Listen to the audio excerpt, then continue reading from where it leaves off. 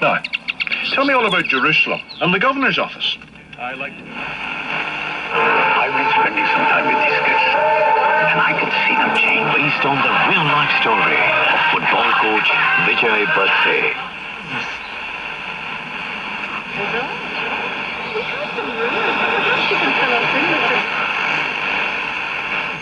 Not a tradesperson, but if I was, I'd be on checker trade.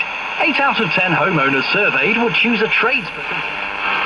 Desperate need of the 3 points if they are to keep. The crowd at Sunderland, the action here at Burnley today, and Bristol Rovers just banging in all the goals. What drama we've had. Topping the lot though, that unforgettable night on Thursday. TalkSport really is your station for live football. Thanks to everyone at TalkSport who made it happen.